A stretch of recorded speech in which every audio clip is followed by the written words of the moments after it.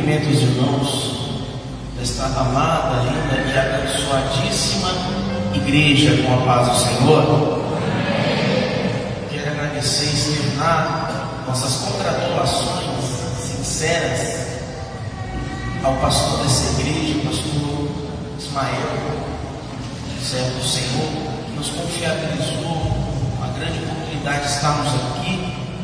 Como disse Paulo, uma porta se me abriu no Senhor, né? Glórias ao nome de Jesus. E o pastor Ismael nos confiabilizou. Gratidão ao Deus dos céus pela vida dele, os obreiros que estão aqui nesta retaguarda, toda a igreja, uma bênção, irmãos. Que igreja linda, que povo herdeiro, abençoado, cheio de Deus.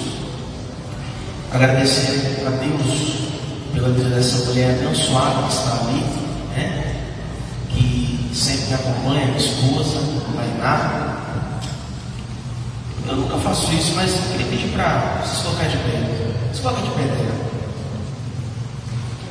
Irmãos, essa mulher aí foi 5 anos orando a Deus, não por ela, mas para Deus me dar uma pessoa que fizesse a obra comigo e estivesse do meu lado.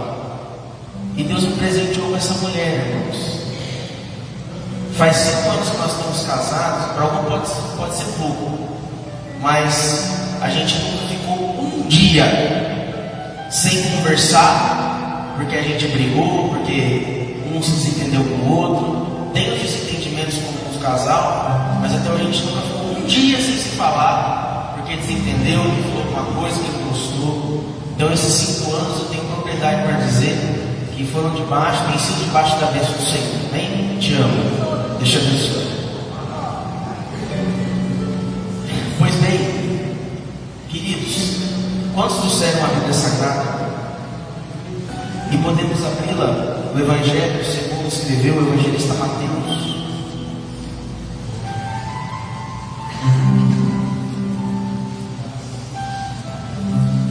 Aleluia, Senhor.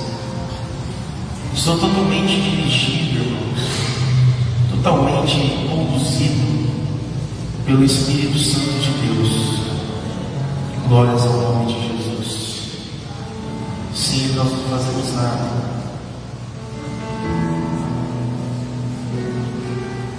Mateus, capítulo 1, versículo 21.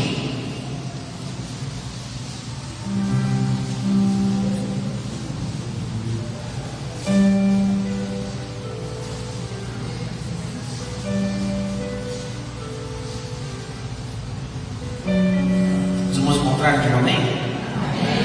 Está escrito assim: e ela dará à luz um filho, e lhe porás o nome Jesus, porque ele salvará o seu povo dos seus pecados. Amém. Glórias a Deus. Queridos, estamos diante de um texto escrito pelo evangelista Mateus, que nos relata quando um anjo do Senhor conversa com José e dá a ele a diretriz, dirige-o a que ele permaneça, esteja ao lado de Maria, porque aquele que seria gerado de Maria seria o Santo de Deus, seria o Santo que Deus enviou para a terra. E neste texto em particular, o anjo disse qual seria o nome deste Santo de Deus, o nome desse Messias enviado por Deus. Interessante é que o nome Jesus não veio da terra. É bem verdade que Jesus é uma tradução do hebraico. O nome é Yeshua, né? Esse nome, ele não veio da terra, mas ele foi dado por Deus a José e Maria. E o anjo, quando dá a José a diretriz do nome do Messias, que aqui estava em foco, ou está em foco nessa passagem, mencionar o nome de Jesus. Por quê? Esse porquê é uma explicação. O anjo está explicando alguma coisa para José. E o porquê é: ele salvará o seu povo dos seus pecados. Ou seja, aqui o anjo, ele está dizendo qual nome o Messias deveria receber. Mas não somente isso, o anjo explica o porquê o Messias deveria receber esse nome. Ou seja, nós entendemos aqui que o nome Jesus, ele revela um propósito de Deus para o nascimento de Cristo. O nome Jesus, ele revela a finalidade da sua vinda para a terra. Ele se chamará Jesus porque ele salvará o seu povo dos seus pecados. E é com base nisso que eu quero pregar essa palavra nessa noite, no tema o propósito do Salvador. Repetindo, o propósito do Salvador. Sem mais delongas, irmãos, entremos na palavra propósito. A palavra propósito significa aquilo que se busca alcançar, objetivo, finalidade. No dicionário, o significado da palavra propósito é esse. Então, quando nós falamos sobre o propósito do Salvador, nós temos que deixar bem claro, primeiramente, uma coisa: Deus, desde o princípio da criação de todas as coisas, nunca fez nada sem propósito. E isso nos é revelado na Bíblia Sagrada. Quando nós olhamos para o ato da criação, nós vamos ver que Deus, ele diz: haja luz, e houve luz. Mas Deus não apenas ordenou que houvesse luz, Deus deu nome à luz e chamou de dia. Fez separação entre a luz e as trevas. A luz chamou dia e as trevas noite. Mas Deus não parou por aí. Deus, ele também cria dois luminares, o sol e a lua. Mas ele não cria luminares à toa. Ele cria esses luminares com um objetivo: o sol para governar o dia e a lua para governar a noite. Deus também faz aparecer um pouco mais adiante a porção seca, mas ele faz aparecer a porção seca com qual objetivo? Nós vamos ver que adiante ele ordena o surgimento das árvores, das plantas, de toda a erva verde, e por conseguinte ele ordena o surgimento dos animais terrestres. Tudo isso, tanto a relva, as florestas, como os animais terrestres, eles não poderiam existir sem que Deus tivesse ordenado que aparecesse a porção seca. Logo, nós entendemos que Deus fez tudo com um objetivo. Glórias ao nome do Senhor. Nós vemos isso também, como foi tratado na lição da escola bíblica dominical. Quem esteve aqui na escola bíblica dominical aprendeu sobre uma lição muito importante, que tratou a respeito de um assunto que está aí na mídia e que gera muita polêmica, e que muitos de nós não sabemos como falar sobre esse assunto, não temos argumentos. Muitos de nós não sabemos ainda nos posicionar sobre isso de forma correta e bíblica. Mas hoje foi tratado na escola dominical. Qual o assunto, pastor? O assunto da transexualidade, não é? E nós vemos, irmãos, que um dos pontos que foi colocado é que a sexualidade biológica, criada e dada por Deus ao homem e à mulher, ela não foi colocada no ser humano sem objetivo. Porque o homem tem que ser homem e a mulher tem que ser mulher.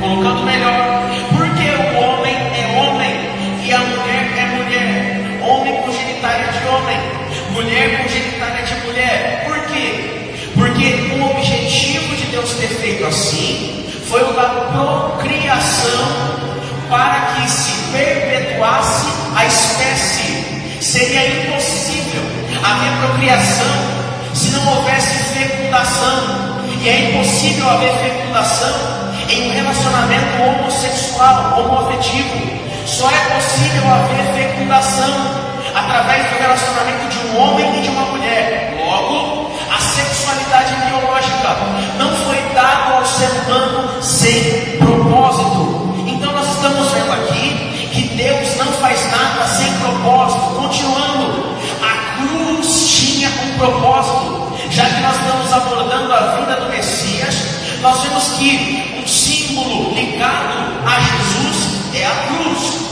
Por quê? Porque foi a forma que Jesus se sacrificou por nós. E essa cruz também não foi sem propósito. Nós vemos na palavra de Deus que a cruz tinha um propósito. Por meio do sacrifício da cruz, Jesus traria o perdão para os pecados da humanidade e nos aproximaria de Deus, porque o homem no pecado se afastou de Deus, criando-se então um abismo. Mas Jesus, através do sacrifício da cruz do Calvário, Ele nos aproximaria de Deus. Ele nos aproximou de Deus. Ele quebrou a barreira da separação, tanto que quando Jesus disse Tetelestai, está consumado, aconteceu algo muito grande. O que, pastor? No templo, o véu se rasgou de alto a baixo. Por quê? Porque agora nós não precisamos mais do sacrifício de animais para nos aproximar de Deus. Através de Jesus Cristo, nós podemos adentrar no Santo dos Santos e temos a liberdade para nos aproximar, para clamar e sermos ouvidos por Deus. Não, eu acho que você não entendeu. O que eu estou dizendo é que através do sacrifício da cruz, eu e você que estávamos perdidos, sem Deus, sem salvação, agora temos liberdade para entrar na presença dEle, e Ele derrama da sua presença sobre nós, da sua glória sobre nós, do seu poder sobre nós. Não precisamos de nenhum mediador, porque Jesus Cristo é o único mediador entre Deus e o homem. Ele nos aproximou de Deus através do sacrifício da cruz.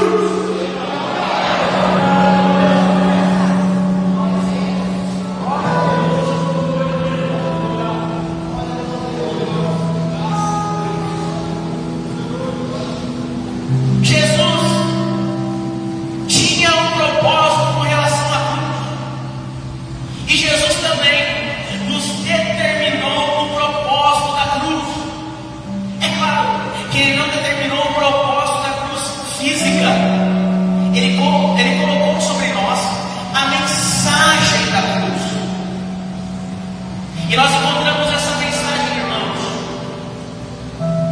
em Mateus, no capítulo 16, versículo 24, onde está escrito assim: se alguém quiser vir após mim, negue-se a si mesmo, tome a sua cruz e siga-me.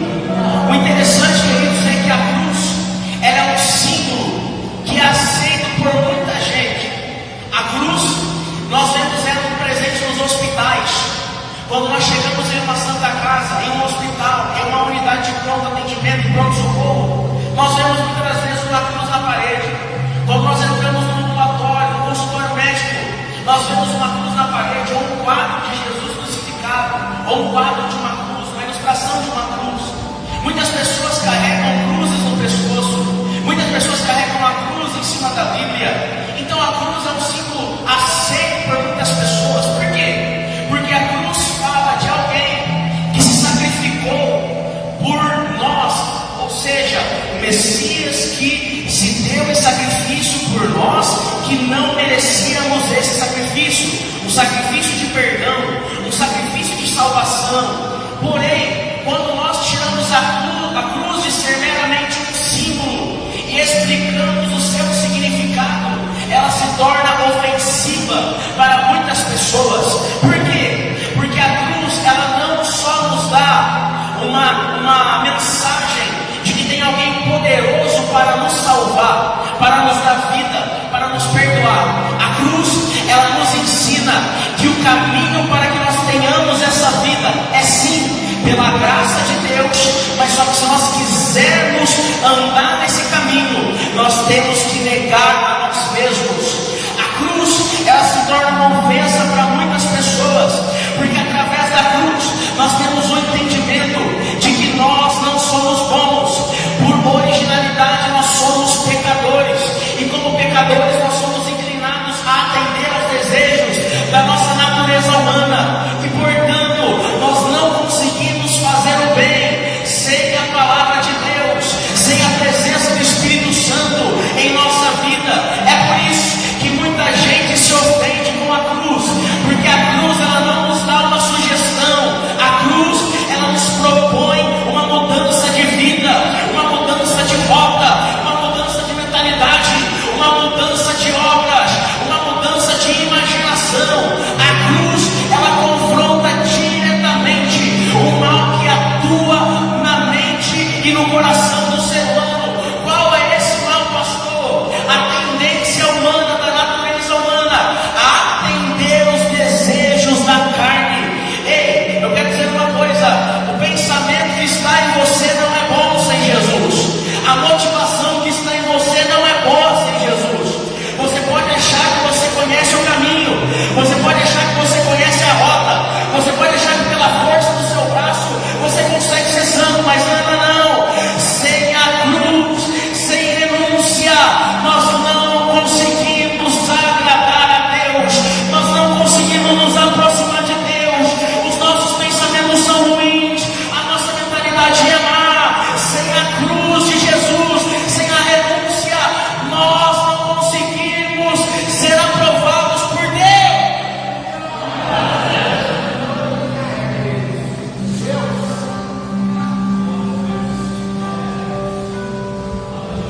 O interessante, queridos, é que nós temos que ir até a igreja dos seus primórdios rejeitou a mensagem da cruz. Por que, pastor? Porque se nós olharmos para os versículos anteriores a Mateus 16:24, nós vamos ver que Jesus ele declara aos seus discípulos que era necessário que ele fosse para Jerusalém, que ele se entregasse por nós, ele seria rejeitado pelos anciãos, ele seria desprezado pelo povo daquela geração, e ele iria morrer de forma turbulenta. Quando Jesus diz isso, Pedro repreende a Jesus. Pedro chama Jesus de lado e começa a repreendê-lo, dizendo: tem misericórdia de ti mesmo. O que isso mostra, pastor? Que muitas vezes as nossas motivações elas podem ser boas, mas se elas não estiverem alinhadas com a mensagem da cruz, elas estão andando na contramão dos propósitos de Deus. Qual era a motivação de Pedro para ele repreender a Jesus? Pedro queria, irmãos, preservar a integridade física de Jesus. Pedro queria preservar a Jesus de um modo geral. Porém, Pedro não entendia que a cruz para Jesus não era uma opção, a cruz não era uma sugestão, a cruz era necessária. Ele precisava morrer por nós, ele precisava pagar um preço por nós, ele precisava se sacrificar pelos nossos pecados. Então, por conta de não entender os propósitos de Deus, por conta de rejeitar a mensagem da cruz, Pedro é reprovado por Jesus. Ei, você pode até achar que a sua motivação é boa, nós podemos até achar que a nossa motivação é boa, mas se nós não agirmos de acordo com a mensagem da cruz, nós estamos emprestando as nossas atitudes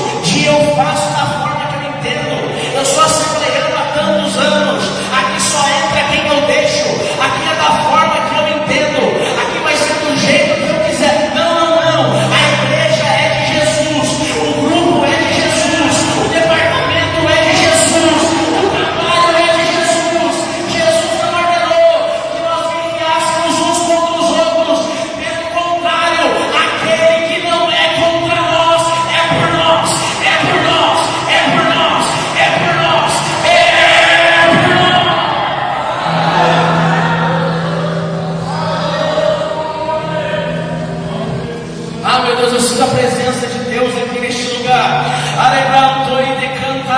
Jesus está quebrando todas as cadeias de divisão nessa noite, porque a mensagem da cruz coloca um alvo, e o alvo não é a grandeza humana, o alvo não é ter o carro do ano, o alvo não é ter riqueza terrena, o alvo não é título, o alvo não é cargo, o alvo não é elogio, o alvo não é bajulação, o alvo é salvação de almas, o alvo é negar a si mesmo, o alvo é buscar a Deus, o alvo é trabalhar para Deus. Vai decantar, aleluia. Levante a mão para cima assim comigo, levante a mão para cima assim comigo, diga comigo assim bem forte, com convicção, diga assim comigo: Deus está me dando um alvo hoje. Diga mais forte: Deus está me dando um alvo hoje.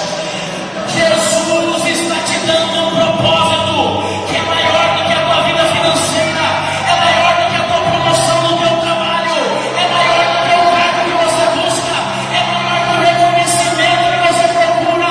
Jesus está te dando um propósito. Qual pastor? É o propósito da cruz, da cruz, da cruz, da cruz.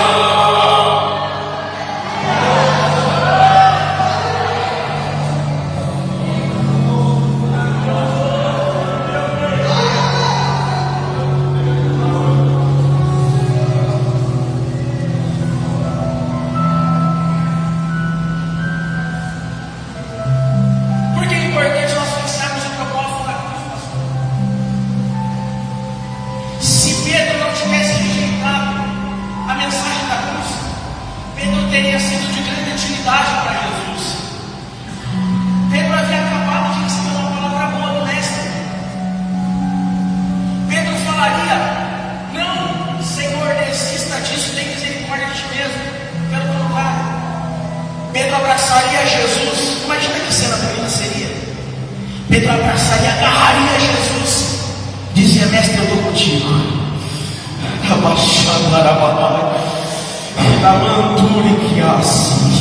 Você acha que era fácil para Jesus falar que ele tinha que morrer? Você acha que era fácil para Jesus o que ele sabia que iria acontecer com ele? Ele precisava de um abraço naquele momento, mas por Pedro não aceitar a mensagem da cruz, Pedro naquele momento não conseguiu ser útil para Jesus. Então, irmãos, isso é muito importante nós entendermos, para que nós possamos ser úteis para os propósitos de Deus nesse tempo.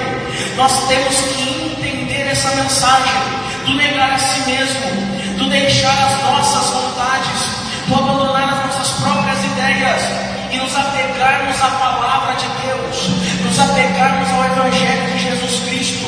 Sabe por quê? Porque hoje nós temos liberdade para adorar a Deus.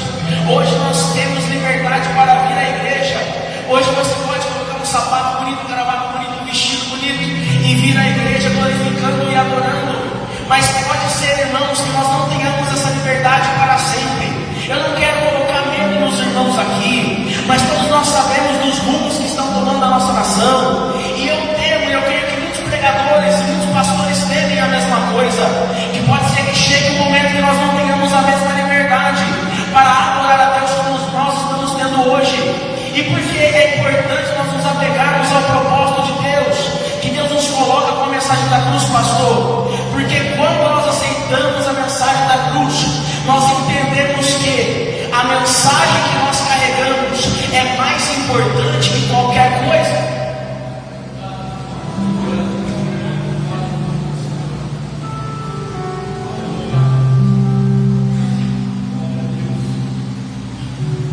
Os apóstolos entenderam isso. Os mártires entenderam isso.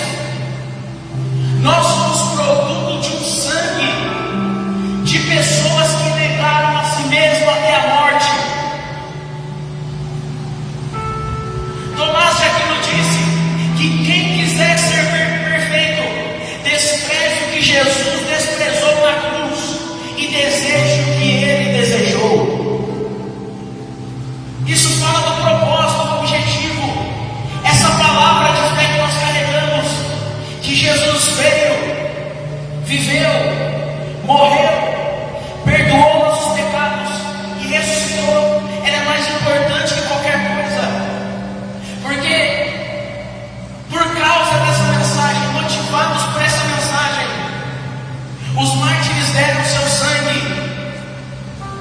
Nós vemos que Policarpo, na tradição extra-bíblica, diz que Policarpo, bispo de Esmirna, ele com 86 anos de idade, em um momento de oração, Deus revelou a ele que dali 3 dias ele seria martirizado. Eu quero que os irmãos parem para pensar sobre isso. Um homem de 86 anos,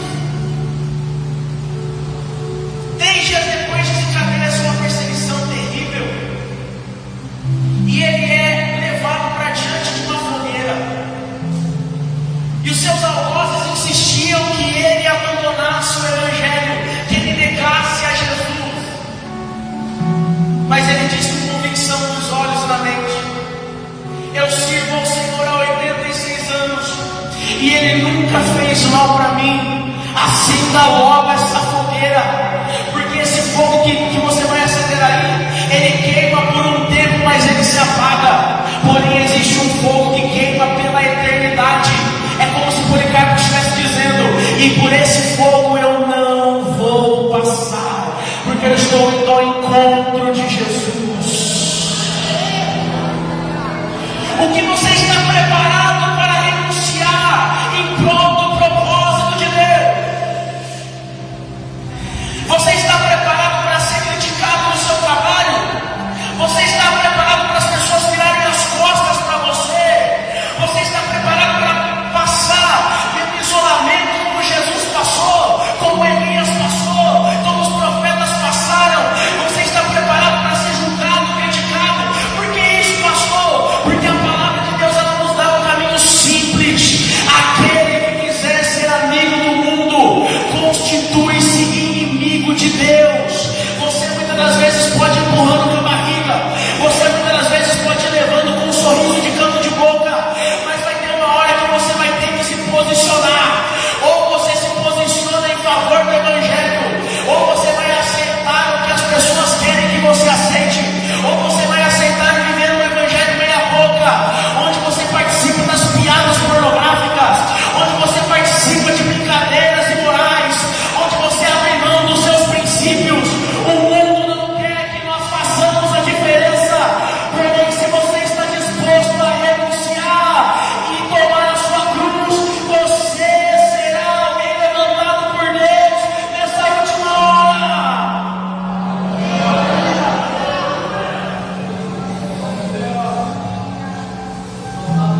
Caralho, até onde vai o nosso nível de renúncia?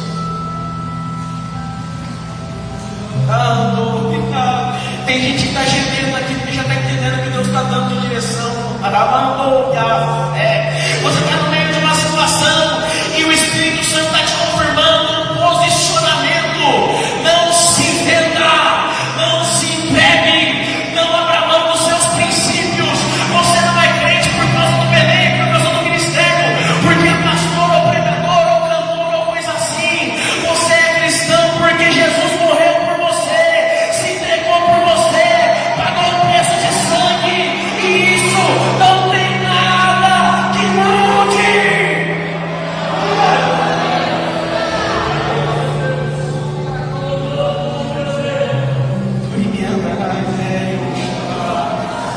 Espírito Santo de Deus, nos toca aqui nessa noite, nos fortalece aqui nessa noite.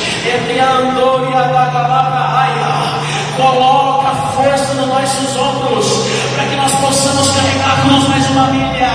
Coloca força nos nossos ombros, para que nós possamos andar debaixo de pedrada. Coloca força nos nossos ombros, para que nós possamos andar debaixo da perseguição. Coloca força nos nossos ombros, para que nós possamos andar às vezes até mesmo sozinhos. Coloca força nos nossos ombros, para que nós possamos andar debaixo de pancada daqueles que não entendem, daqueles que zombam, mas nós estamos andando em direção ao céu.